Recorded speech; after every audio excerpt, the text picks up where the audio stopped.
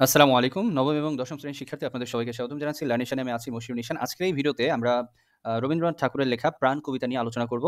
শুরুতেই বলে দিই, যারা আপনারা নতুন দর্শক আছেন, যারা দেখছেন, আপনারা অবশ্যই আমাদের চ্যানেলটাকে সাবস্ক্রাইব করে আসবেন এবং পুরাতন যারা রয়েছেন তারা অবশ্যই লাইক, কমেন্ট করে আমাদেরকে আরো উৎসাহিত করবেন। সো কথা না বাড়িয়ে আমরা চলে যাচ্ছি আমাদের আজকের মূল পাঠে। এখানে শুরুতেই আমরা দেখতে পাচ্ছি যে কবিতার নাম দেওয়া রয়েছে রবীন্দ্রনাথ ঠাকুর, এটা দেওয়া রয়েছে। তারপরে দেখেন লেখক পরিচিতি। লেখক পরিচিতি থেকে আমাদেরকে বেশ কিছু জিনিস ভালোভাবে জেনে রাখা উচিত। তার ভেতরে আমি যেগুলো দেখেন হাইলাইট করে রেখেছি, এগুলো আপনারা একটু বেশিভাবে জেনে রাখবেন। আমি বলে দিচ্ছি, রবীন্দ্রনাথ ঠাকুর 25শে বৈশাখ 1268 সালে 7ই মে 1861 খ্রিস্টাব্দ কলকাতার জোড়াসাঁকোর ঠাকুর পরিবারে জন্মগ্রহণ করেন। তার পিতা মহর্ষি দেবেন্দ্রনাথ ঠাকুর এবং পিতামহ প্রিন্স দ্বারকানাথ ঠাকুর। ওকে, তারপরে দেখেন মাত্র 15 বছর বয়সে তার বনফুল কাব্য প্রকাশিত হয়। তাহলে এটা মনে রাখতে হবে। 1913 সালে রবীন্দ্রনাথ ইংরেজি গীতাঞ্জলি সং অফ অফারিংস সংকলনের জন্য এশীয়দের মধ্যে সাহিত্যে প্রথম নোবেল পুরস্কার লাভ করেন। এটাও মনে রাখতে হবে। নিচে আর বেশ কিছু দেওয়া রয়েছে। আমি একদম যেখান থেকে বেশি ইম্পোর্টেন্ট সেখানে চলে যাচ্ছি। তার অজস্র রচনার মধ্যে মানসী, সোনারতরী, চিত্রা, কল্পনা, খনিকা, বলাকা, পুনশ্চ, চোখের বালি, গোরা, ঘরে বাইরে, যোগাযোগ, শেষের কবিতা, বিসর্জন, ডাকঘর, রক্তকরবী, গল্পগুচ্ছ, বিচিত্র প্রবন্ধ ইত্যাদি বিশেষভাবে উল্লেখযোগ্য। ওকে, এগুলো আমরা একটু মাথায় রাখার চেষ্টা করব। তারপরে দেখেন 22শে শ্রাবণ 1348 সালে অথবা 7ই আগস্ট 1941 খ্রিস্টাব্দ কলকাতায় বিশ্বকবি রবীন্দ্রনাথ ঠাকুর শেষ নিঃশ্বাস ত্যাগ করেন। এই কয়েকটা বিষয় আপনাকে মনে রাখতে হবে। এরপরে চলে আসি, কবিতা আগেই পড়ব না। কবিতা পড়ার আগে আমাদের শব্দার্থ এবং টিকাটা জানতে হবে। এখানে দেখেন সূর্য করে মানে সূর্যের কিরণে এই কথা বলা হয়েছে। এটার অর্থ চিরতরঙ্গিত মানে সর্বদা কল্লোলিত, বহমান, হ্যাঁ, চলমান এরকম বোঝাচ্ছে। লোভী মানে লাভ করি বা লাভ করা হয় এরকম কিছু। জীবন্ত হৃদয় মাঝে রবীন্দ্রনাথ ঠাকুর তার রচনায় মানুষের বেঁচে থাকার আকাঙ্ক্ষা প্রকাশ করেছেন। আলোচ্য অংশে তার আকাঙ্ক্ষার ইঙ্গিত পাওয়া যায়। ওকে, বিরহ মিলন অশ্রুময় মানুষের জীবন কুসুমাস্তীর্ণ নয় মানে ফুল সজ্জিত নয়, এটা বোঝাচ্ছে। হাসি কান্না আনন্দ বেদনা নিয়ে তাদের জীবন। রবীন্দ্রনাথ ঠাকুর মানব জীবনের এই বৈচিত্র্যের মধ্যে স্থান করে নিতে চেয়েছেন, এই কথাটা এখানে আসছে। অমর আলয় বলতে বোঝাচ্ছে অমর সৃষ্টি অর্থে, অমর কোনো কিছু সৃষ্টির বিষয়। এছাড়াও আমরা জানি আলয় বলতে আমরা বাসস্থান হিসেবে ধরে নিতে পারি। তো যাই হোক, পরবর্তীতে আমরা বুঝতে পারবো। নব নব সঙ্গীতের কুসুম ফুটায়, এখানে নব নব সঙ্গীতের কুসুম ফুটায় বলতে রবীন্দ্রনাথের সৃষ্টির জগৎ বিপুল।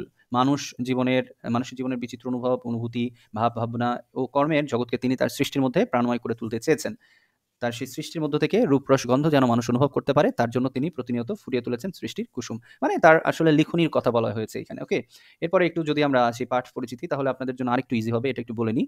দেখেন, কবিতাটি রবীন্দ্রনাথ ঠাকুরের করি ও কোমল কাব্যগ্রন্থ থেকে সংকলিত হয়েছে। এই জগৎ সুন্দর ও আকর্ষণীয়, মানুষের হাসি কান্না, মান অভিমান, আবেগ ভালোবাসায় পৃথিবী পরিপূর্ণ। জগতের মায়া ত্যাগ করে অন্য কিছুর আহ্বানে প্রলুব্ধ হয়ে কবি তাই মৃত্যুবরণ করতে চান না। তিনি অভিলাষ ব্যক্ত করেছেন। অভিলাষ মানে ইচ্ছা, মনের ইচ্ছা। মানুষের মনজয়ী রচনা সৃজনের মাধ্যমে সবার কাছে আদৃত মানে সমাদৃত হওয়ার বা মানুষের কাছে মানুষ তার প্রশংসা করবে এরকম। হ্যাঁ, পৃথিবীর নরনারীর সুখ দুঃখ বিরহ যদি ঠিকভাবে তার সৃষ্টিতে ঠাঁই না পায় বা ঠাঁই পায় আর কি, তবেই তিনি অমর হবেন। যদি না পায় তাহলে তিনি অমর হবেন না তার ভাষ্য মতে। তা না হলে তার রচনা শুকনো ফুলের মতোই সবার কাছে অনাদৃত হয়ে পড়বে, সমাদৃত হবে না। সৎ ও শুভ কর্ম করে জগতের মানুষের মধ্যে দীর্ঘদিন বেঁচে থাকার জন্য দৃঢ় সংকল্প প্রয়োজন। কবিতাটিতে এ প্রত্যয়েই প্রতিফলিত হয়েছে। জীবন তো একবারই। জীবনের নেতিবাচকতা পরিহারপূর্বক মহামানবের পদচিহ্ন অনুসরণ করে জীবন পাঠের দীক্ষা কবিতাটিতে উচ্চকিত হয়েছে মানে উচ্চারিত হয়েছে, এটা বোঝাচ্ছে। তো আমরা এতটুকু বুঝলাম। এবার আমরা চলে আসবো আমাদের মূল কবিতায়। ওকে, এখানে দেখুন, মরিতে চাহি না আমি সুন্দর ভুবনে, মানবের মাঝে আমি বাঁচিবারই চাই। এই সূর্য করে এই পুষ্পিত কাননে, জীবন্ত হৃদয় মাঝে যদি স্থান পাই।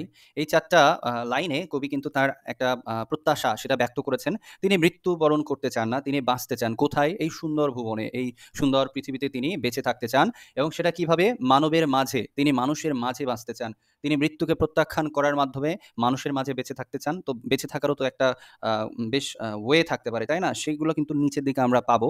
পরে যে লাইনটা সেখানে এই সূর্য করে এই পুষ্পিত কাননে, এখানে এই পৃথিবীর একটু বর্ণনা দিচ্ছেন। এই পৃথিবীর এই সুন্দর যে সুন্দরতা রয়েছে, সৌন্দর্য রয়েছে, সেটার বর্ণনা দিচ্ছেন। যেখানে সূর্যের কিরণ এসে পড়ে। সূর্য করে মানে হলো সূর্যের কিরণ। সূর্যের কিরণে একটা রৌদ্রোজ্জ্বল আ সময় আমরা দেখতে পাই, দিন আমরা দেখতে পাই। এবং এই পুরো পৃথিবীটাকে তিনি পুষ্পের কানন মানে বাগান, এবং পুষ্প বলতে ফুল, ফুলের বাগানের সাথে তুলনা করেছেন। ফুলের বাগান যেমন সুবাসিত হয়ে থাকে, ফুলের সুগন্ধে মৌ মৌ করে চারিদিক, এবং দেখতে দৃষ্টিনন্দন একটা চিত্র ফুটে ওঠে। পৃথিবীটাকে তিনি সেভাবে তুলনা করছেন।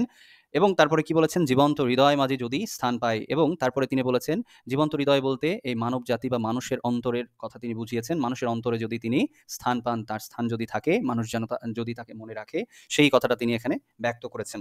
তার পরের 4 লাইনে আমরা দেখব, ধরায় প্রাণের খেলা চিরতরঙ্গিত, বিরহ মিলন কত হাসি অশ্রুময়, মানবের সুখে দুঃখে গাঁথিয়া সঙ্গীত, যদি গো রচিতে পারি অমর আলয়। এখানে তিনি পরের এই ৪ লাইনে বলতেছেন, দেখেন, ধরায় প্রাণের খেলা চিরতরঙ্গিত। ধরা বলতে কি? ধরা বলতে কিন্তু পৃথিবীর কথা বলা হয়েছে। যে আমাদের পৃথিবীতে মানব জীবনের যে একটা ধারা রয়েছে, চলমান ধারা, মানুষ জন্মগ্রহণ করবে এবং মানুষ মৃত্যুবরণ করবে। যে একটা চিরায়ত যে ধারাটা, এটা কিন্তু চলমান, এটা থামানো সম্ভব নয়। তো এই ধরায় প্রাণের খেলা চিরতরঙ্গিত। এই মানব জীবনের যে এই খেলাটা, এটা সবসময় চলমান। এটার কথা বলছে, বিরহ মিলন কত হাসি অশ্রুময়। এবং মানব জীবনটা কিন্তু দুঃখ, বেদনা, ব্যথা, ভালো লাগা, সুখ, শান্তি, এগুলোর কিন্তু সংমিশ্রণে সবসময় আষ্টে-পৃষ্ঠে থাকে, তাই না? জড়িত থাকে। এগুলো নিয়েই কিন্তু মানব জীবনটা বহমান অবস্থায় থাকে। এই কথাটা এই লাইনে বলেছেন। তারপরের লাইনে বলেছেন, মানবের সুখে দুঃখে গাঁথিয়া সঙ্গীত। তাহলে মানুষের এই যে অনুভূতির কথা বললাম, সুখ, দুঃখ, হাসি, কান্না, এগুলো নিয়ে তিনি তার লেখনী আনতে চান, সৃষ্টি করতে চান। তার যে সৃষ্টিকর্মগুলো রয়েছে, তিনি কবিতা, গান এবং সাহিত্যের অন্যান্য যেই ধারা রয়েছে, সেগুলাতে তিনি এই মানব জীবনের মানে এই চলমান ধারা নিয়ে, মানব জীবনের এই হাসি, কান্না, দুঃখ, দুর্দশা, এগুলো নিয়ে তিনি লিখতে চান। এবং তারপরের লাইনে বলেছেন, "যদি গো রচিতে পারি অমরালয়।" এবং এইগুলা রচনার মাধ্যমে তিনি কি পাশাপাশি এই শুধু যে সৃষ্টিকর্ম রচনা করতেছেন এটাই নয়, এটার মাধ্যমে তিনি পাশাপাশি রচনা করছেন তার এই যে পৃথিবীতে থেকে যাওয়ার যে ব্যাপারটা, তিনি যে অমর হতে চান পৃথিবীতে, তো পৃথিবীতে তার একটা অমর হয়ে থাকার জন্য তিনি একটা বাসস্থান প্রয়োজন। সে বাসস্থান কোথায় বলেন তো? মানুষের অন্তরে। তো মানুষের অন্তরে যদি তিনি একটা অমর আলয়, অমর একটা বাসস্থান তৈরি করতে পারেন তার এই সৃষ্টিকর্মগুলো দিয়ে, তার রচনার মাধ্যমে, সেটাই কিন্তু তিনি এখানে ব্যক্ত করেছেন। এবার পরের লাইনগুলোতে আসি।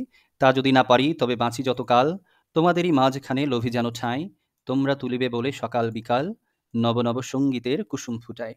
এই লাইন ৪ টাতে কবি এখানে কিন্তু আরেকটা কথা বলেছেন যে, উপরের দিকে আমরা দেখেছি কবির প্রত্যাশা, হ্যাঁ? কবি কি চান? তারপরে নিচের দিকে এসে তিনি এখন বলতেছেন যে, যদি উপরের এই কাজকর্মগুলো তিনি করতে না পারেন, তাহলে তিনি যতদিন বেঁচে থাকবেন, তিনি আমাদের মাঝখানে বেঁচে থাকতে চান। ঠিক আছে? তিনি জীবদ্দশায়, তার জীবদ্দশায় আমাদের হৃদয়ে বেঁচে থাকতে চান। তিনি মারা যাবার পর না কিন্তু, তিনি বেঁচে আছেন। কিন্তু বেঁচে থাকার সময়ও তিনি মানুষের অন্তরে থাকতে চান। অন্তরে মানুষ যেন তাকে ভালোবাসে, তার সৃষ্টিকর্মগুলোকে যেন মানুষ পছন্দ করে, সেগুলো লালন করে, সেগুলো চর্চা করে, এটা তিনি চাচ্ছেন। দেখেন, তোমাদেরই মাঝখানে লোভী যেন ঠাঁই, লোভী বলতে লাভ করে করা, ঠিক আছে? তিনি যেন আমাদের মাঝখানে ঠাঁই লাভ করতে পারেন, থাকতে পারেন, এটা বোঝাচ্ছে। তোমরা তুলিবে বলে সকাল বিকাল, আমরা তার যে সৃষ্টিকর্মগুলোকে ভালোবাসবো, সমাদর করব, সেই জন্য তিনি কি করেছেন? নব নব সঙ্গীতের কুসুম ফুটায়। তিনি নতুন নতুন যেই গান, কবিতা, তার সৃষ্টি কর্ম যেগুলো সাহিত্য রয়েছে, সেগুলো তিনি লিখতে চান, বা সেগুলো তিনি লিখতে থাকেন, বা সেগুলো তিনি লিখেন। ঠিক আছে? এটা সবগুলোই কেন? তিনি আমাদের মাঝখানে ঠাঁই পাওয়ার জন্য, তার জীবদ্দশায়। ওকে? তারপরে ২ লাইনে আসি। "হাসি মুখে নিও ফুল, তারপরে হায়, ফেলে দিও ফুল যদি সে ফুল শুকায়।" এই কথাটাতে আমরা একটু ভালোভাবে বুঝবো যে জীবনের যে একটা গভীর আ যে মূল্য থাকে, সেই মূল্যর কথাটা এখানে বলা হয়েছে, "হাসি মুখে নিও ফুল।"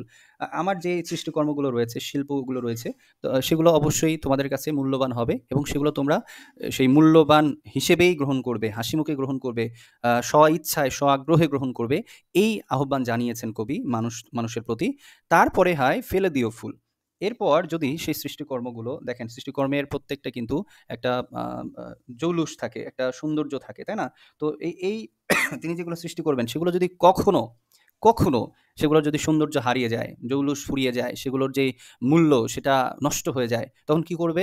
যদি সে ফুল "ফেলে দিও ফুল, যদি সে ফুল শুকায়।" তো সেই জৌলুসটা যদি কমে যায়, নষ্ট হয়ে যায়, সেই সৌন্দর্যতা যদি নষ্ট হয়ে যায়, তাহলে সেটাকে আ ফেলে দিতে বলেছেন। মানে এখানে এক কথায় বলা হয়েছে যে মানুষের জীবন পরিবর্তনশীল। একটা বিষয়কে নিয়েই পড়ে থাকলে হবে না।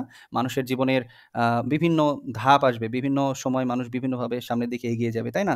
তো এই যে স্বাভাবিক জীবনধারা, সেখানকার ভেতরে আ মানে ম্লান হয়ে যাওয়ার একটা ব্যাপার থাকে অনেক সময়। জীবনের কোনো মুহূর্ত ম্লান হয়ে যায়, সেটা আর সজীব থাকে না।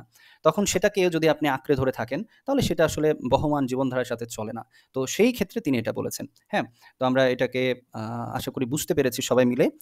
এটা বিভিন্নভাবে ব্যাখ্যা করা যায়। তো আমি এভাবে সুন্দর করে আপনাদেরকে বলে দিলাম। আশা করি এটা যদি আপনারা বুঝে থাকেন, তাহলে এখান থেকে কোনো প্রশ্ন আসলে আপনাদের জন্য ইজি হবে।